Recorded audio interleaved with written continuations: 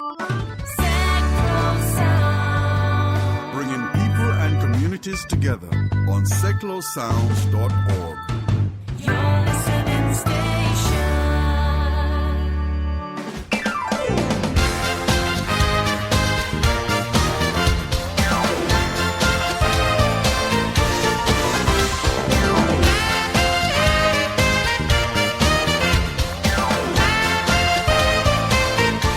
Hi, I'm Terry Sullivan and welcome to this week's Sticks Radio Show. What an amazing couple of weeks I've had. Been to see three great acts. First on the 14th of February I saw Alan Clark, who was a guest on my show, and his fabulous band The Straits. I can't believe how good they were. Sounded so much like Dire Straits and really rocked the house. And then on the 21st, February the 21st, I went to the Stables and saw Mike Hall. You may remember he's been on the show as well as a classic Clapton. He so much like Eric Clapton. He was absolutely sensational. And then it's just this last Wednesday, I went back to the Stables and met up with Gordy Marshall, who many of you remember was on the show a couple of weeks ago. He was the drummer, or he still is the drummer with the Moody Blues, along with his friends Paul Bliss, who's also is the keyboard player with the Moody Blues and also with the Hollies. Hugh Davis, who plays with Jeff Wayne's War of the Worlds, Mick Wilson, who's the current 10cc singer, and Marcus Cliff, who's the bass player with the Manfreds. I mean, they rocked the house in the Stables a few days ago. Also, later on in the show, I'm going to be playing a track from a young man from Bedford called Ben Paul from his very latest album. But you may be asking, who's the guest today? Well, those of you who watch the TV show Splash will have seen him on TV. His name's Patrick Monahan. He's a stand-up comic. He'll be joining me in a few minutes. But first we're going to play the three tracks I played a few weeks ago when I had Gordy Marshall on the show. I'm going to be playing their acoustic versions of Devil Woman, I'm Not in Love, and Nights in White Satin. And also, if you stay tuned for the hour, I have some exclusive news of a show we're going to be broadcasting on Thursday the 6th of March. Here on Seclo Sounds. It's a UK exclusive. This particular show has only been broadcast in America, and we have it here on the 6th of March. So stay tuned. At the very end of the show, I'll give you more details about that. It's for great fans of the Moody Blues and of great rock music. Now let's start the show with the tracks, and then we'll talk to Patrick Monahan in a few minutes.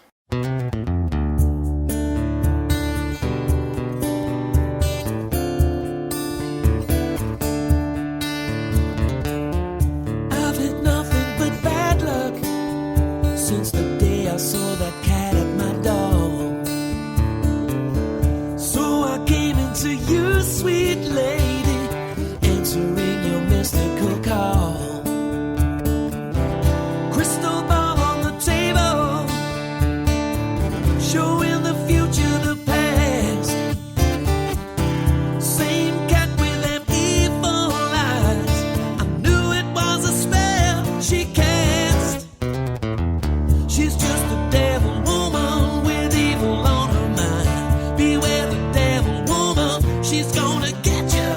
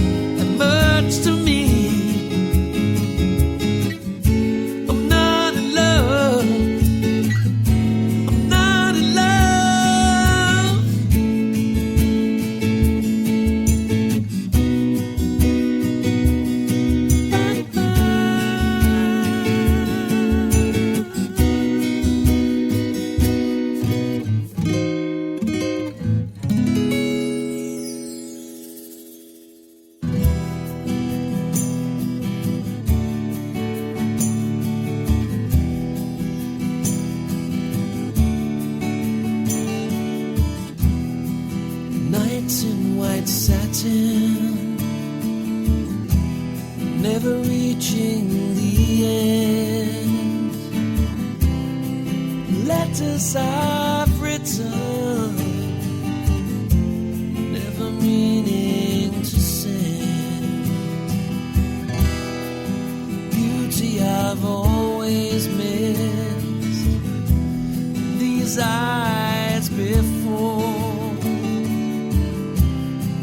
Just what the truth is, I can't take anymore, 'cause I love you. Yes, I love you. Oh, how I love you. How I love you.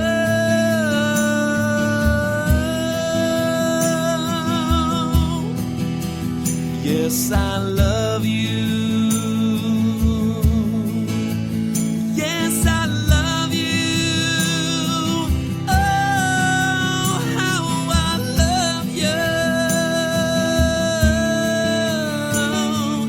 How I love you.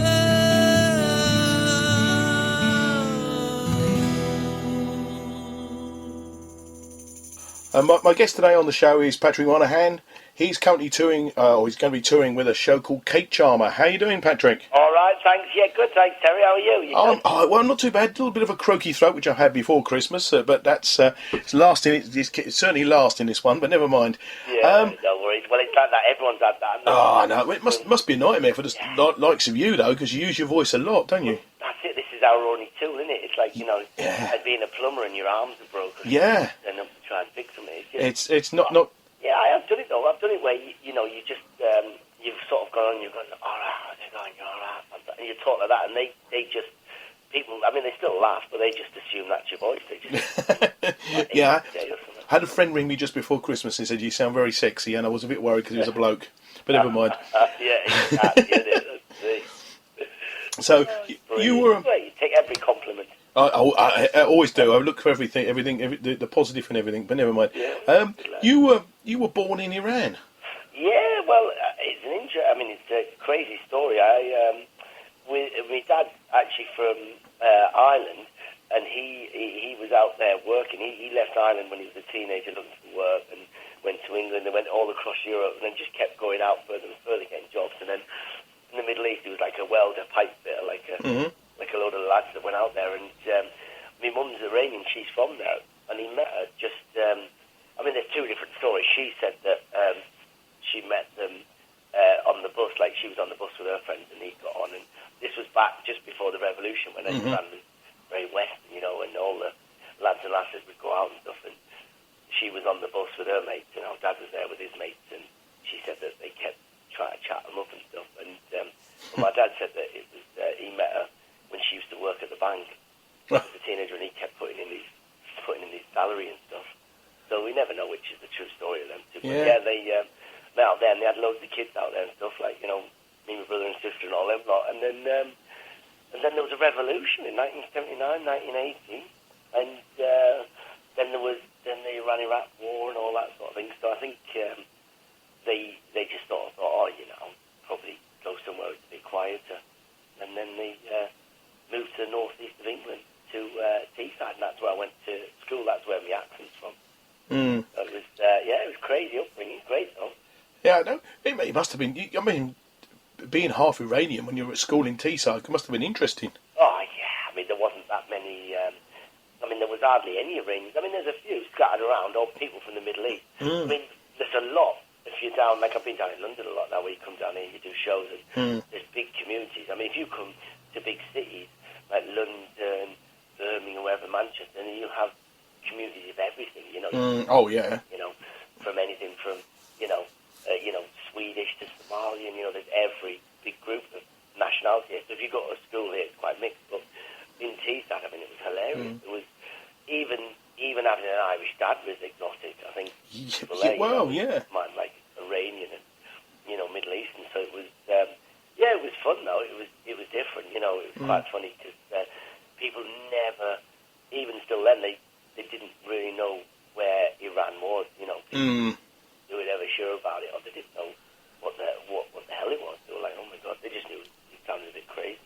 Well, they hear it on the news and they think, oh, you know, that's miles away, but it's actually not that far away. No, exactly. Yeah. It's fairly close. Yeah, So. probably about, I don't know, 6 hours? I mean, you've Probably, yeah. Probably not even as much. It's just there. It's one of the first places on the other end. Yeah, it's not that far from Cyprus, actually, and that's 4.5, so... But, yeah, Cyprus on the bottom, Turkey. Yeah. And then, you've got all around there. So... I mean, but like now, you know, it's easy now, isn't it, where people travel so much and, you know, most people have either been near there or they've flown over Iran or whatever, you know, and obviously, you know, people have got the internet and the Google Maps and that, but back then, I mean, it was funny because, you know, people just never used to travel. I mean, most people, particularly in the north east, most people would go and hold it at Blackpool, you know. Yeah. Whereas now, you know, it's like, you know, people go, they would literally go around. I mean, obviously not Iraq at the moment, or you know, where the war is, but they would go around places like Armenia or Afghanistan before there was a war, just you know, to have a look round. Or people now don't really go to like places like, you know, I mean, when I find themselves. when I was a kid, going to Spain was a huge adventure, but now it's a weekend trip, isn't it? You know what I mean? Exactly, innit? Yeah, people just you know look at Spain, France, the Eurostar. People go there for a day out. I've seen you know they just 6 o'clock in the morning, jump on the Eurostar train, have a day out, and then they're back on the evening. I mean, when would you ever do something like that? It's crazy. Oh, it's insane, isn't it? Have you been back to Iran since? No, I mean, we would love to. I think me and my brother would love to go and just see what it's like and stuff like that. But it's just, you know, I think my mum would have a heart attack because when they left, you know, it was all... Yeah. We were only kids, you know, but when they left, they saw it all. But it would be nice to go back and sort of see the homeland, if you like to put it that way, wouldn't it? Oh, God, yeah. I mean, I'd love to go back, and I always thought, you know, I'd go back if, you know, like they always do them things like, Who Do You Think You Are, you know, them things on BBC. I'd love to do it, like, as part of a documentary, and that would be quite funny, just to go and see what it's like and stuff. Yeah, but, because then you can have a proper laugh then and go around. But, yeah, I mean, I think it's such a big country, you know, you'd have to... Oh yeah, big time. And I think there's always going to be trouble there. I think it's one of those places. Yeah, I don't know. Have you ever seen that film Argo? And with Ben Affleck. And it was and obviously Hollywood always over dramatise it, but that was quite. I mean, it's a good film, great film, but it's quite exciting. But then you think, it's quite nerve wracking as well. So you can imagine, you know, they're just very strict. Where, you know, but it's like that with any country, isn't it? Once the change of power, dictatorship, or something. They're just so strict about why people are coming in and why people, you know, like they'll count you in and out. They want to know what you're doing in there and stuff. So, yeah, it's one of them things where, you know, I would like to go later, but I'd probably wait until, you know, it's completely new government or whatever, and, you know, you've got a new generation of people in and everything's more chilled out stuff, which probably be a few years, like. So when you came back to England, you went to school in Teesside. Yeah. Were you the class clown? Well, I mean, it's funny because, you speak to a lot of different comics, and I suppose that is one of the things where what we would have, I suppose, because I think anyone can do stand-up, you know, anyone can do that, but, you know, they always say people are born stand-up, but I think it's like anything, isn't it, you know, if you can find what your natural ability is or whatever, and when we grew up in Teesside, particularly in the northeast coast, I mean, it was like, it's one of them sort of places where it was very industrial, you know, we had the old steelworks and stuff, so, you know, it wasn't the nicest place, but it wasn't the roughest place, but it was one of them places where people had to, you know, kids or people would have to have a skill, so if you'd either have to be really tough, or you'd have to be really good at sport, or good at fighting or whatever, or good at things, so, and I was just good at talking, you know, I wasn't the biggest bloke at the school, so it was, you know, you'd always be in them situations wherever, you know, most people could either fight their way out of it or do something out of it, and I was just very good at talking, I suppose, and that was probably what made me the stand-up, really, I think it was. Because I think a lot of people always assume that comics are, should we say, not intelligent. Oh, God, yeah, it's quite daft, I mean, you look at people like Al Murray and people like that, he's a very educated gentleman, and now everybody thinks, comics, they're the fools, and, I mean, you know...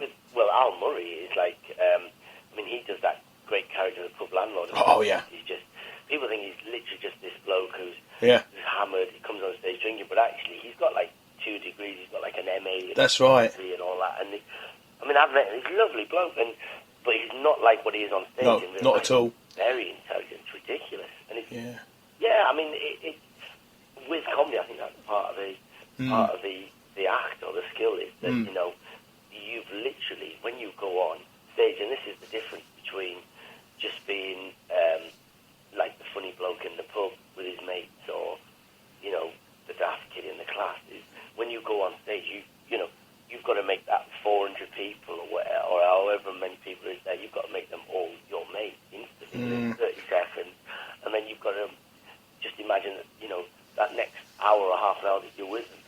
Yeah, You're talking as if you're talking to them as your mates as one, you know, in a group. The same way like you would with a couple of mates in the pub or whatever. And I think that's the skill where people forget. They think, oh yeah, you just go up there and look at these, you know, these comics. They just go up there and talk. Like they'll say, you know, like Billy Connolly. I mean, he could just go up there and read the telephone book. Oh yeah, I mean, it's a bit like a lot of them. I had the great pleasure of seeing Norman Wisdom many years ago, who's not really a stand-up, but he was on stage. He must have been in his middle 70s then. Wow. And he was just amazing. He was taking the pratfalls like like he was 20. It was just unbelievable. But do you think? Yeah, he's so physical, isn't he? You know? Oh, he was absolutely exactly. And again, if you try to mimic that, you could oh, you know, arm or your collarbone. Whereas you know, again, it's all very cleverly practiced, rehearsed. They know what they're doing, you know. Oh yeah, but do you think the North East, you know, has this sort of talent sort of catchment, a bit like Liverpool had they had the music and sort of Ken Dodd, but you've got, I mean, Sarah Millican. I had the pleasure of seeing her a couple of weeks ago, ironically at the Grove where you're going. Yeah. I mean, there's a lot of sort of Jimmy Nail came from there. There's a sort of big talent. Yeah, you've got obviously the Ross Nobles, you've got the amazing talent like that. You've got, I mean, yeah, it's just that sort of wealth of, you know, I mean, it's a combination of very lucky that they've got that accent, which sort of helps with Liverpool and Manchester. They've got worked for their music, they've got that image, you know, the accent, everything looks great.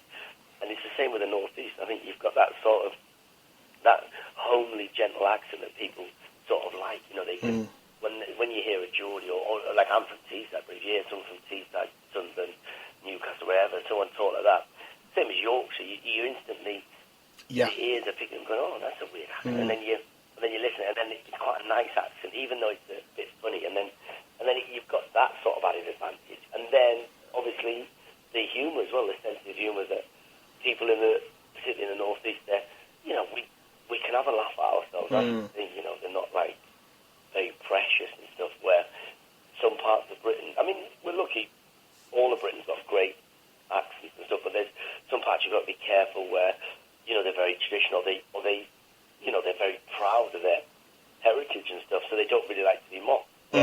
With the North East, everyone loves it. Where if you come and mention the Geordie lasses, or there's nothing funnier to a person from Newcastle than seeing someone from the South or an American try to do a Geordie accent. You know, it's hilarious. So you've got that sort of thing where they love that sort of humour. They're constantly always laughing and stuff. So I think that's, and I think that's what makes Sarah Millican so great, is that she can get away with quite blue stuff. Oh, not half. Yeah, it's ridiculous, isn't it? But I mean, imagine if she was like from a different part of England and like very posh or something, or a bloke saying that, you know, the audience would be like, oh, wow, this is a bit bad. But because she goes, oh, you know, like, and she'll say something a bit naughty, and she'll go, oh, like, you know. Yeah, it's the sort of coy charm, isn't it? The coy charm of Sarah. I think. I have a friend of mine who's comes from Sunderland as well, and she actually sounds just like her, but she doesn't see it. She doesn't see it. It's funny. Well, they don't, do they? I remember when I first left the north and I was travelling down south, I didn't even realise I had an accent. You know, I just didn't think anything of it. And even when I went to the northwest as well, I remember going there and people were going, "Where the hell are you from?" And I was thinking, what? You know, I thought it was just still the north, and you forget, you know, that there's you have got a distinct, every region's got a distinct accent, but to us you just don't think of it at all, really. Yeah.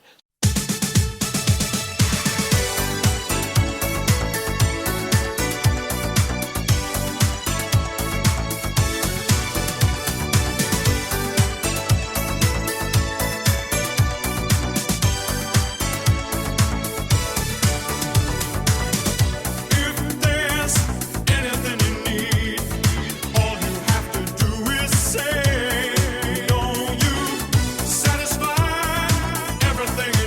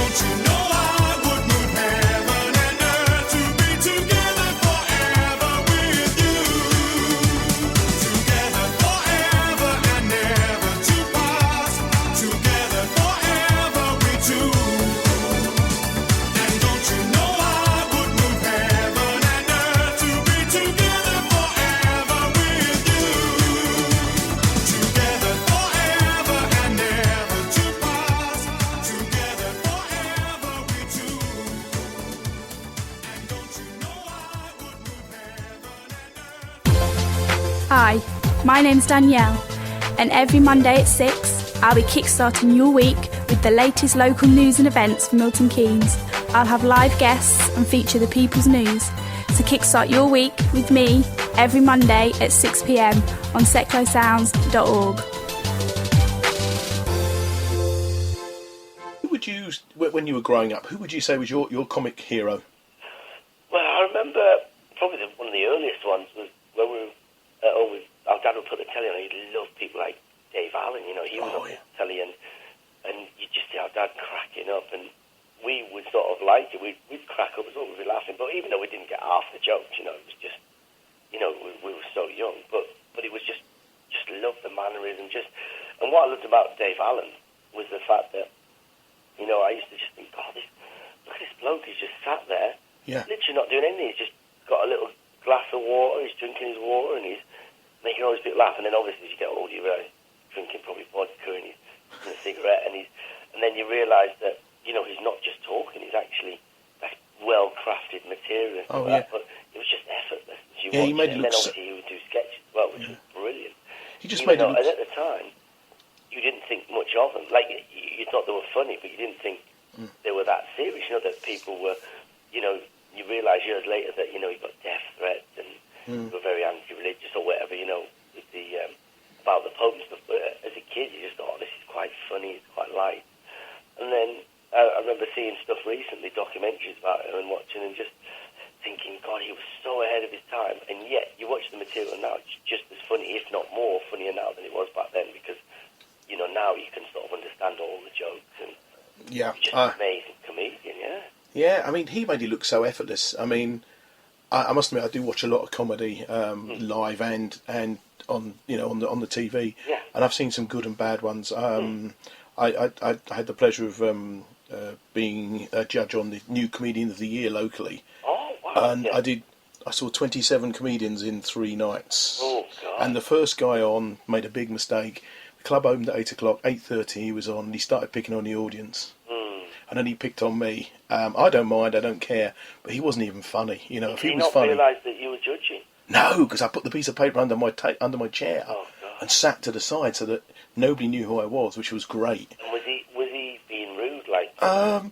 He was trying to be funny with the audience. You know, the old jokes about, you know, you got a bloke wearing a moustache, your nose like yours, you underlined it, and good old. I mean, I'd heard them all before, but he wasn't even funny. You know, if he was funny, he'd have got away with it. But I mean, I don't mind a bit of audience participation. I'm very much into it, you know. And but he was awful. I thought, oh, this is going to be a long 3 nights. You know what I mean? But I did find some very good comics and very. Who won? Was there any? Was it someone like up and coming won? Or? Yeah, there was a couple of really good ones. One guy, a guy called Phil Cooper. He comes from Wales, comes from Cardiff. You may have met him on the circuit. I don't know. He was very, very good. I'm very impressed. Brilliant. No, well, that's fantastic stuff like that. Where you know you need these sort of new outcomes, showcases to get people, give them a chance for a platform, and you need to go through that. And then once you've got that, you know, then you just need to work it through the circuit and stuff. But yeah, I mean, I do a little bit of banter with the audience, but I always do it in a nice way. You know, I always come on. I don't, and I think that's the other thing about people like Dave Allen, which I loved, was that he wasn't, even though he did swear if you saw him live, but not until he was clean, and it was all that. And that's the sort of stuff I like to do, is where I think nowadays there's too much comedy on telly where it's just people are just trying to be offensive for the sake of it. Oh yeah, I think so. I agree with you, because pushing him. And I think, look, you know, I think it's great. We've got all different styles of comedy, but I think you've got to remember it's entertainment first. We are comedians first. That's the whole point. You've got to make people laugh. Not, you know, people go, oh no, I want to shock them and do all this. And I think, well, it's hard to shock people nowadays, but it's also hard to be funny. I mean, you're very much a family-orientated comic. God, yeah. And which is, should we say, unusual nowadays, actually, because most of the guys I've seen, cutting edge people like Stephen K. Amos, you know, Reginald G. Hunter, all those sort of guys are, well, not necessarily shocking, but they're sort of edgy. Whereas you're sort of very much them you mentioned, fantastic. I was with both of them, brilliant comics, and but even, I mean, it's funny you described them two as edgy, but they're still. I would still say that they're still in the middle bit, you know, like where I am, I'm to the one extreme. I'm like really family friendly, that sort of. I mean, who would be like the same? My sort of style. Like there's Milton Jones and Tim Vine, who were very, very clean comics. They're at this end, and I'm a different style to them in terms of like they just do one-liners, I do routines and stories. But we're both like we're all very clean in terms of you can bring your husband, wife, daughters, kids, uncles, mother-in-law, whoever you want to the show, and they won't be offended. Then you've got your Reg and your Amos, who are past the middle to the right, and where they're obviously going to drop in a few of the naughty words, some of the darker material. But then they're still nowhere near the far extremes. I mean, look at comedy now. We've got so many, and I mean, everyone obviously knows Frankie Boyle. He was a very skilled comedian, but he's very extreme. But then he's the tip of the iceberg. There's so many. There's now there seems like a big culture of that stuff, which is like, oof, it's ridiculous. And I think I mean, I've worked with Frankie. I think he's a lovely lad. I think he's very good, but I think it's dangerous where it's sort of because again, people will watch that, and then you get some people get very influenced very easily, and I think, oh my God, it's hard enough the way he does it. I mean, I was going to say he gets away with it. He doesn't get away with it. No, he's been in trouble a few times, hasn't he? But then you get other comics or people coming up and they'll try to emulate what he does, and you think, oh no. I mean, it's hard enough he's trying to do it, and that's the problem now. I think it's a shame, really, isn't it? Where you'll see just people. I mean, I remember there was people like the Bill Hicks from America when I started doing stand-up. I didn't know who he was, and I remember doing gigs with people when I was starting out, and you chat to them, and they were very lovely, gentle, and they were like, from different parts of England. And as soon as they go on stage, they suddenly started putting on this American accent, started swearing and shouting about politics, and I was thinking, oh my God, who's this person? And then the audience just didn't get into it, and then I was thinking, and I was watching the audience, and I was watching them, and I was thinking, well, this person was so nice off stage, and then they've gone on and thinking, but this isn't them, this isn't believable. And then after a while, I realised so many the new up and coming comics were all doing this style of thing. I was thinking, what is this? And then I realised someone showed me this Bill Hicks thing, and I went, oh, this is what it is. Everyone, everyone's trying to emulate what this guy did. And I'm thinking, well, it worked for him. This is him. Don't be him. You've got to be yourself. And I think that's the problem now. Every now and again, a different comic comes through that. True. Breaks a bit of a. My favourite when I was growing up was also Bob Monkhouse. I was very, very pleased. Yeah. I mean, he could be clean on TV, and then when you went to see him live, he was, he was the Sarah Milligan of his time. Who would you say is your favourite comic at the moment? Oh, that's a hard one. I mean, in terms of, God, one comic that I just think is hilarious, but unfortunately he's not with us anymore. I mean, there's Richard Pryor with him. Oh, yes. He was that classic example of someone that, again, like Dave Allen, where it was all real-life stories. And again, you watch him now, like he did before, he has that sort of, it's not dated. It's still, even though it's material from the 70s and 80s, he talks about his life, about his thing, and you think, oh my God, if this guy can make this stuff, it's unbelievable. And people like Robin Williams, again, I mean, I think he was a great comedian. He doesn't do as much now, but you admire him when you watch him, and he's more of an actor now. But I would say a lot of the Americans are just, it's weird because they just have this sort of presence, don't they? And this, like Louis C.K., he's a great comedian, the way he can just talk about real life stuff is fantastic like that. Obviously Chris Rock, you've got that sort of, again, very controversial, but very clever and very, like, I mean, okay, I don't swear or do anything like that, and he does swear a little bit, but when he does it, it's almost like as if it's part of, he does it like because it's part of it. He's not just doing it for the sake of it, that he's in a Friday night club somewhere, he just wants to swear just for the sake of it. And then, but in terms of British comics, I think we're lucky here. We've got so many great comics at the moment. Yeah. Peter Kay, classic, Lee Evans, people like that are just... Peter, just so just great, everything really. They're an all-round package. I love Peter Kay. He's like a schoolboy, almost like you telling the school ground at school, days. Your show's called The Cake Charmer. Why is it called The Cake Charmer? So basically, it's like every year I write a brand new stand-up show, and what I've been up to and stuff, and this show was based it happened at the middle to end of last year, 2013, at the end of it. And they always do these things, don't they, where they do surveys and they do like these big things where they go around. And there was a big article about this, what makes people happy, because we've just come out of this, apparently this double-dip recession, and you know, there was all this thing about people, there's always things about people losing their jobs and houses and inflation, all this. And so they did this whole big thing about, they went around Britain surveying people to see what made people happy. And I love stuff like that. So I genuinely, what I did was that I didn't look at the results at first. I just tried to write out my list to see if I could match it. And I did that. And I wrote out in the top thing that I put on my list, obviously, you know, cake. I thought cake, you know, people love cake. That's going to be in the list somewhere at the top of the list or something like that. And then I gave a lot of reasons for why I liked it. And then when I revealed it and looked at the answers in the quiz, it was totally different to what I thought. And I thought, oh, this would be interesting. So when I did a show, and I do this now on tour, I go around and I tell people about the quiz, and then I do a quick survey of the audience, and it's hilarious because it's so good, because every night is totally different, because you're going to get totally different responses. You know, to what makes people in Bath happy is totally different to what makes people in, you know, Sunderland happy. It shouldn't be. I mean, there is some crossover, but it's hilarious. You know, you'll get some different stuff, and then obviously every night you always get some, you know, someone eccentric or just something you could never write or predict. You know, it's just amazing.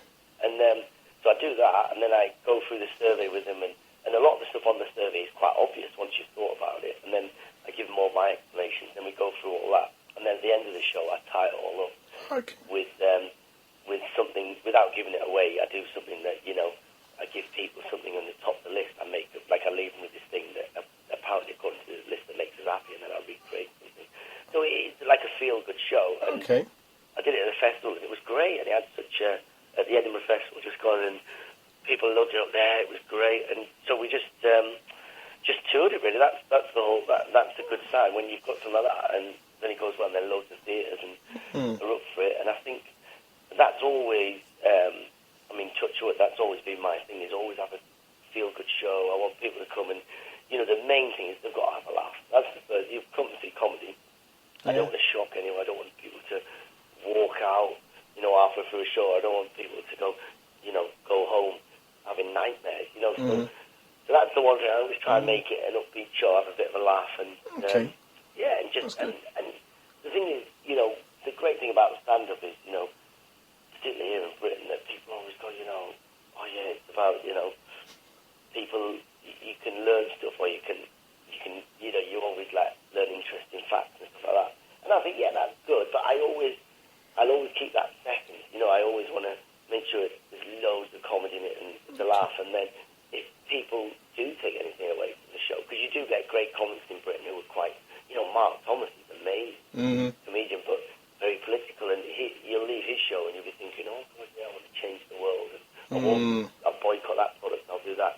But I think with me, I mean, you know, I just, you know, my thing is that people might go away from the show and think, oh, yeah, that makes us happy, or I'll make more of an effort with someone now, or my friends, or whoever, you know, with a loved one, and that's it, and, I'll have a bit of cake, and, you know, and I want them to go home having a laugh, and that's it, really, I think. Yeah, you're making me feel hungry now, wanting a bit of cake. Yeah. Well, that's good. Yeah. We built this city. We built this city on rock and roll. Built this city. We built this city on rock and roll.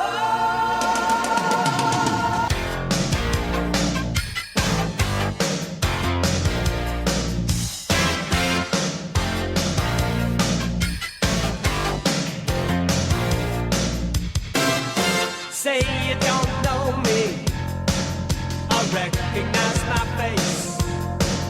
Say you don't care who goes to that kind of place. Knee deep in the hoopla, sinking in your fight. Too many runaways, eating up the night.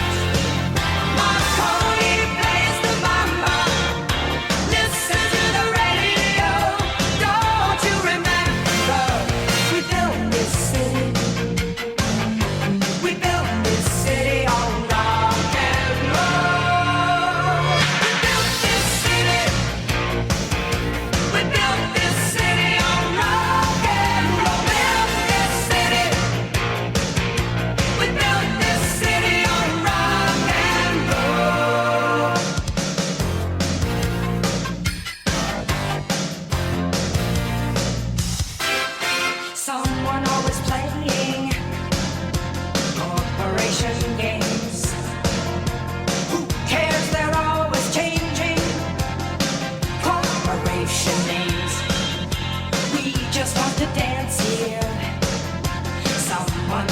the stage. They call us irresponsible, write us off the page. Marconi plays the mama, listen to the radio. Don't you remember, we built this city. We built this city on rock and roll. We built this city. We built this city on rock and roll. Built this city. We built this city on rock and roll.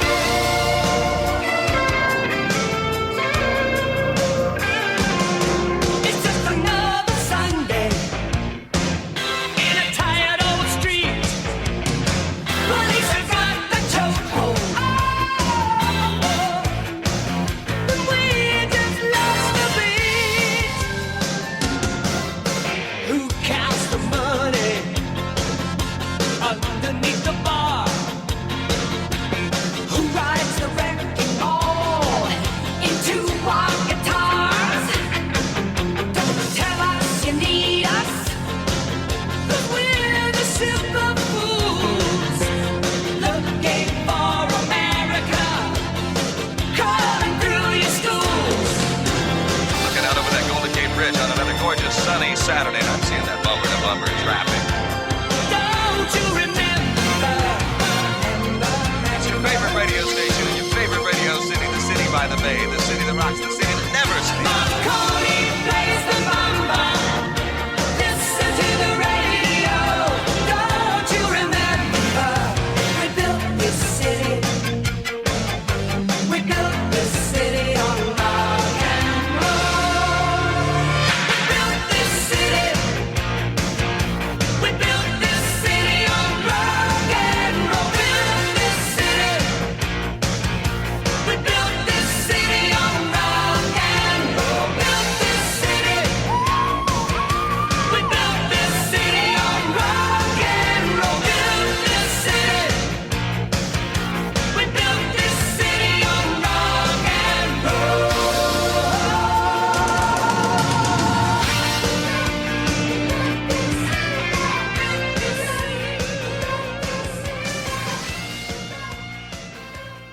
You're no stranger to TV. I mean, you won, in 2011 you won Show Me the Funny, Yeah. and more recently you've been on Let's Dance for Sports Relief, where you Yeah. did Rihanna.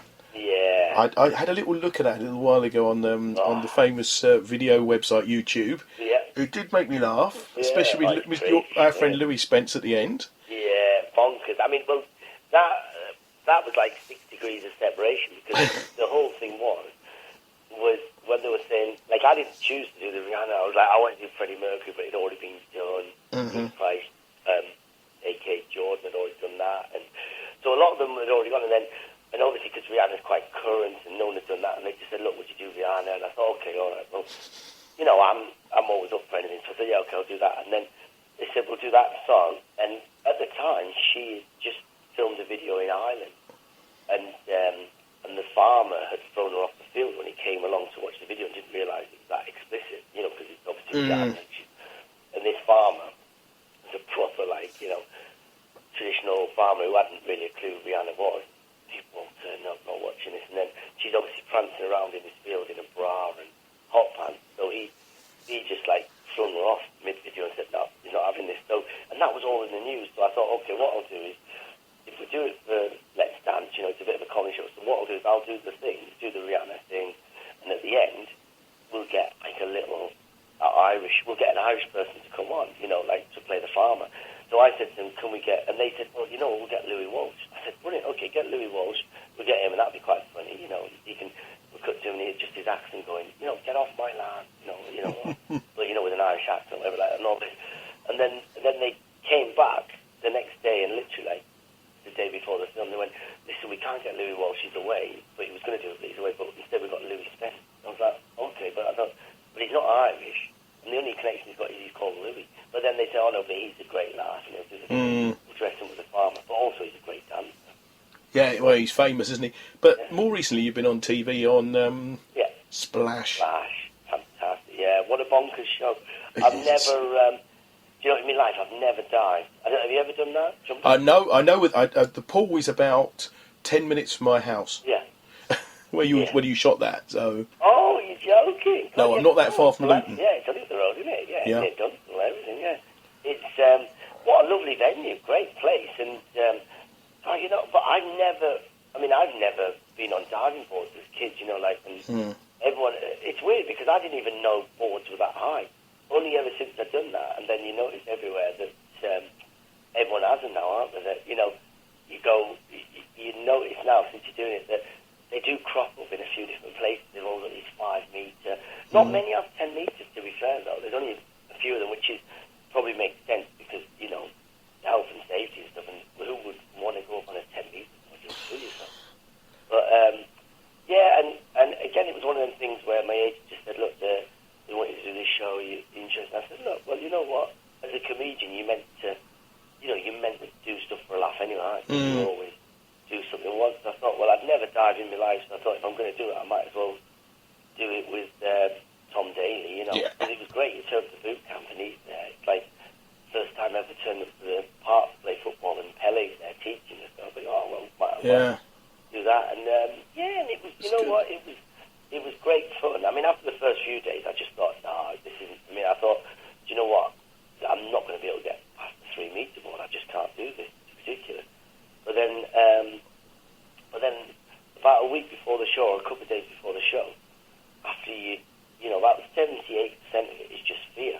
And once you get over that fear and you slowly work your way up the boards and stuff, and you start jumping in and just doing it, it's like anything. You just if you do it the one, you know, you break a bit of that fear and then do it. And yeah, then it was just great fun after that. Really, I just got into it. And have you watched it? I've seen it. Yes, I have seen it. Yeah, it was bonkers. Great fun, though. I mean, it was one of them. Do you know what? It's one of them things that you'll say, look, I've done that now. I've put that off. I don't know if I'll ever do it again. You have my respect for jumping off those boards, because I must admit, nothing in the world would get me off the top of one of those boards. Have you been up on them? I've not been on those ones. Years ago as a boy, very young, when you had no fear, I jumped. There's one in Hatfield that I jumped off of. Yeah. And I look at it now, if I drive past it, and I think, why did I ever do that? But I think that's amazing if you've always done that as a kid. See, I wouldn't have. Yeah, but I think that was.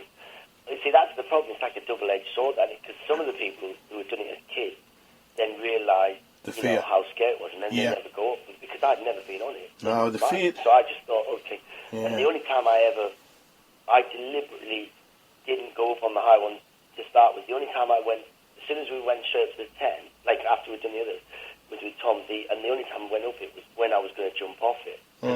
Some people were just going up there, like they'd done it when they were kids. They hadn't been for years and years, and they walked back up just to have a look, and they thought, oh my God, this is ridiculous. And they came and they walked back down. I said, no, I don't do that. I said, if you're going to go up, just go up and jump off.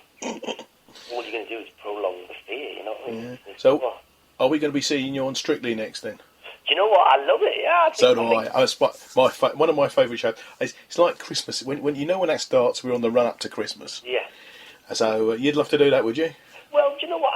I love any of them sort of dancing shows. You love that sort of things. Because the thing is, you know, you're keeping fit, you're having a bit of a laugh, you're learning a new skill, and also something you could use. I mean, particularly as a comedian, I think that would be amazing, because, you know, I do so many live shows and tours, and doing something like Strictly, I mean, Splash was great fun, but the thing is, you can't really recreate what I did on Splash when I do a tour show, whereas if you do something like Strictly, you can have such a laugh with it. You've got the little VT, where you're doing the thing, you're learning some dancing, and then when you come to do a live show, you know, people come and they want to hear stories about what it was like doing Strictly, and you do all that, and then at the end of the show, bang, you stick a bit of music on.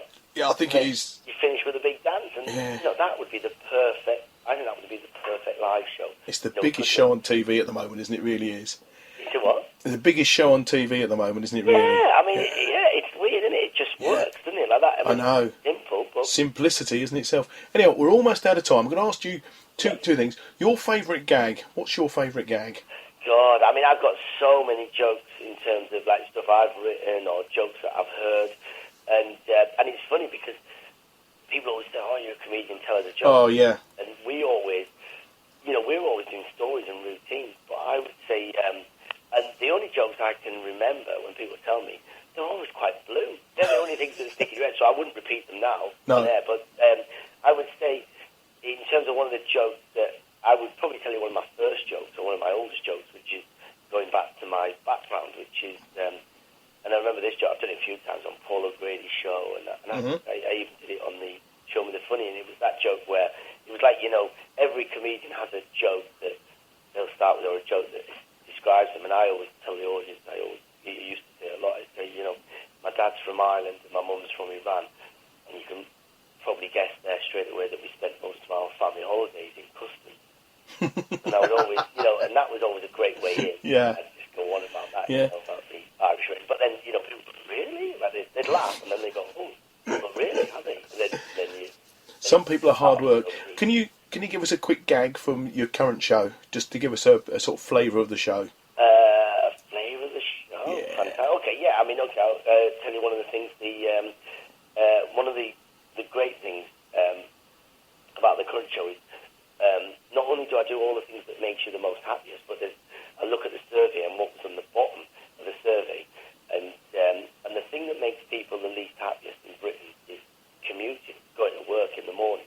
And what was amazing about this genuine survey was that the second least favourable thing, right, which didn't have as many votes, right, and it was second, was death, and which was amazing, because I said, look, in Britain, more people would rather die than actually go to work. There's more people in Britain who actually hate going to work more than death. Thinking that is, who are these people where they go, oh my God, no, you've got to go to work 5 days a week, but if you die, you only do it once. You won't be going to work again. I know, exactly, yeah. Yeah. It's crazy. Well, it's quite interesting. But yeah, it's all loads of little stories and routines and stuff. But yeah, and also it's great, just people can get involved and stuff. And also when the show's finished, I give people a hug. And people can tweet. And it's funny because it's great having the social media now. Oh, yeah. That show doesn't just finish there, does it? It's great. It continues. I've had it where I did a show last night. I was in Wellingborough Castle, Castle Theatre, and it was hilarious. Know it well.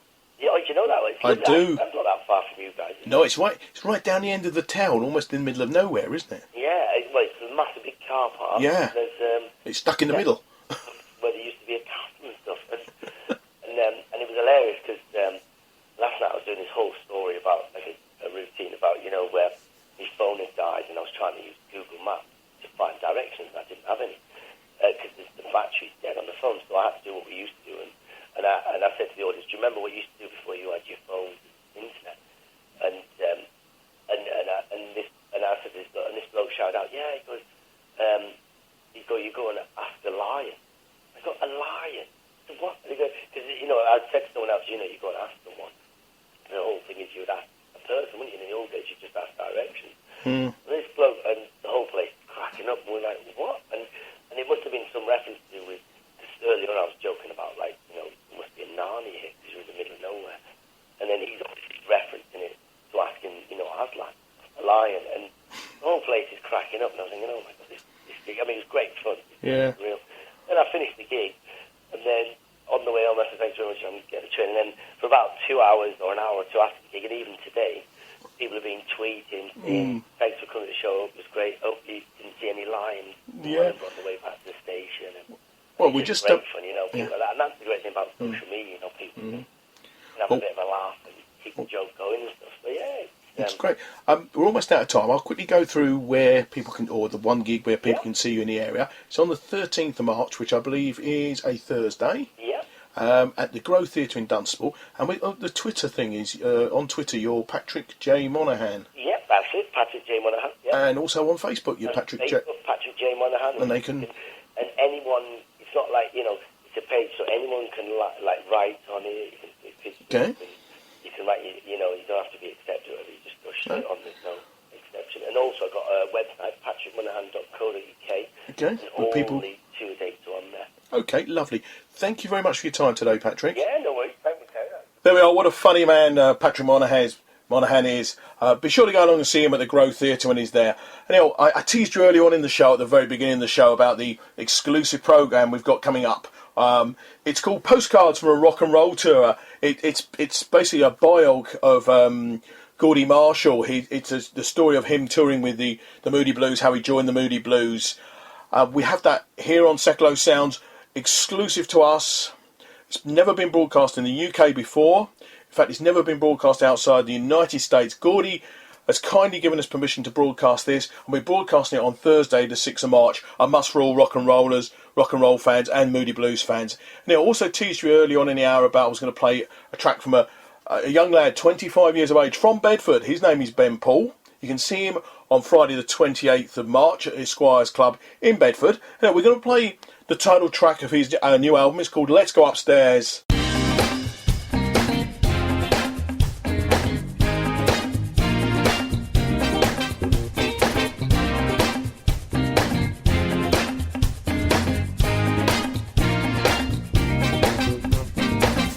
What's hiding behind those eyes? Why won't you let me in? So what you're saying, girl, just can't be right when you're telling me you're fine. I don't wanna pry, just wanna take care of you. Don't like to see you cry. So if you wanna take your mind off things, forget the past. I'll show you the best way. Well, come with me. Let's go upstairs, baby. I think we're talking enough. I want to lay you down and make love.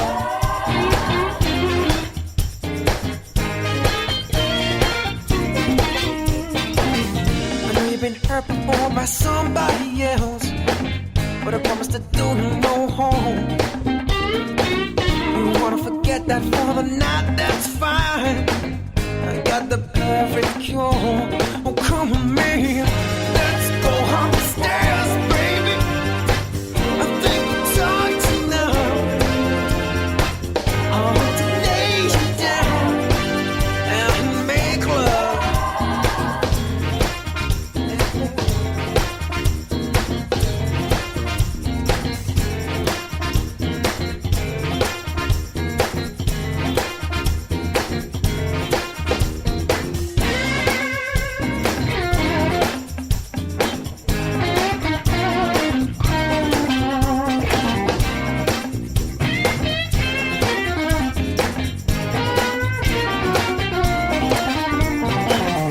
Let's go upstairs, baby. I think we're talking enough.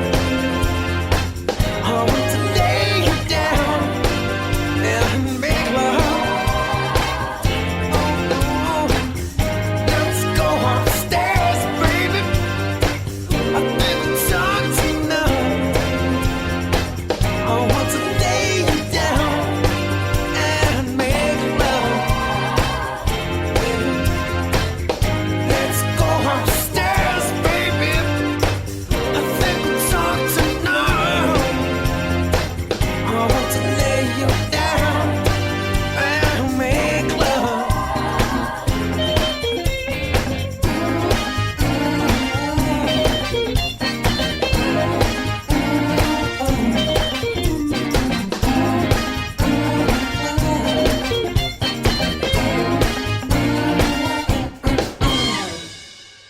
There we are. That was local lad Ben Paul and Let's Go Upstairs.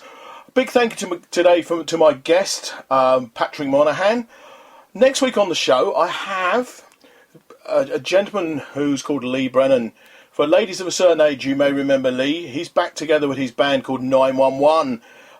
He'll be talking about his times with 911, what he's been doing since, and they're back together and playing locally. So we'll be talking to Lee next week. As always, I've been Terry Sullivan. This has been the Sticks Radio Show. Until next week, it's bye for now. MK Pulse proudly sponsors Seclo Sounds. MK Pulse is Milton Keynes' local magazine, bringing helpful information on food, health, fashion, money, travel, culture, and much more to 66,000 readers every month. Plus news, views, and what's on from around the city. If it's happening in Milton Keynes, it's in MK Pulse, and it's available online at www.mkpulse.co.uk. MK Pulse and Seclo Sounds, the heart and soul of the city.